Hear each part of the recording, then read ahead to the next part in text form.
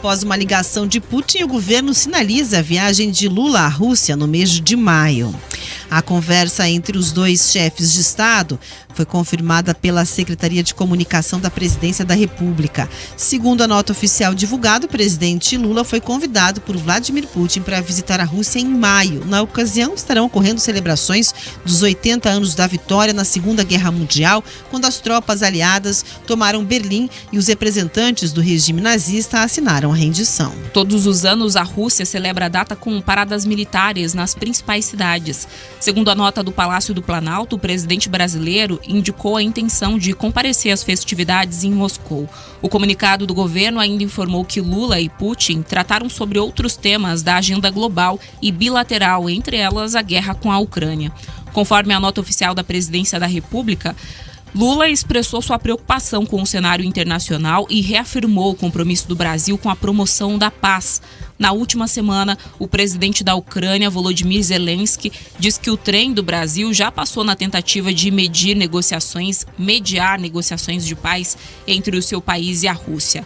Ele também afirmou que Lula não é mais um ator relevante no conflito e não o será com o retorno de Donald Trump à Casa Branca. É isso, a gente tem aí o Lula querendo buscar uma alternativa à chegada de Trump, com o pé no peito, essa chegada inclusive, né, lá nos Estados Unidos. E aí é aquela história de alternativa diplomática que se desenha. Qual é o detalhe disso tudo, né? O Zelensky já disse que na questão de mediar ali um cessar-fogo, de se colocar como uma figura política ou geopolítica e de relevância, esta carta está fora, descartadíssima do baralho. Então o Lula vai fazer o que em um país como a Rússia, que tem como líder o Vladimir Putin? Eu nem vou entrar aqui nos meandros do histórico do Putin, né? O mundo tem um olhar para ele com alguns contornos bastante específicos, né, a respeito do histórico, da sua ação, mas eu vou puxar só os elementos mais recentes, né?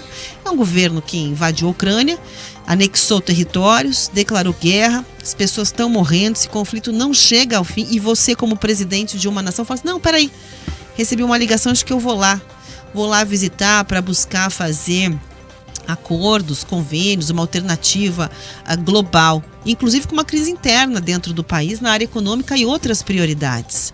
Então, realmente, eu fico me perguntando o que é que vai fazer, o que vai trazer de prático para a vida de todos nós brasileiros, porque o Brasil, pelo visto, vai muito bem para você ficar preocupado em resolver problemas que estão afligindo outras nações. Sem falar que quando você visita a Rússia nesse contexto, a impressão que isso pode passar, Camila, é de concordância, de assinar embaixo, né, de que você não vai ter papel nenhum para mediar a paz, o país invadiu, o outro está arrebentando a nação, você fala, não vou lá, vou passar lá fazer uma foto junto com o presidente, falar de agendas internacionais, falar sobre economia, mostrar que somos lideranças no globo. Para mim não faz nenhum sentido.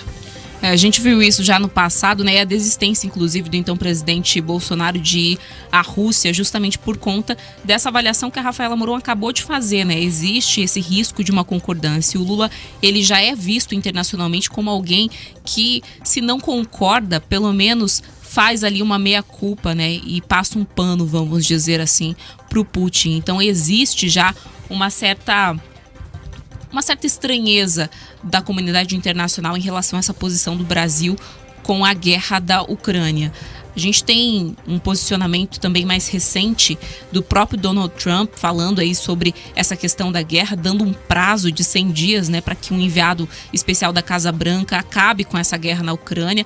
A gente precisa aguardar para saber quais vão ser os próximos passos e se de fato vai ter um acordo para que essa guerra cesse. Mas, como disse Volodymyr Zelensky, é muito improvável que a ida de Lula e a conversa com Putin possa ser frutífera nesse sentido, de que o Lula possa ter uma influência direta para que Putin tome uma decisão ou entre num acordo com os Estados Unidos, com a Ucrânia, para que essa guerra acabe, né?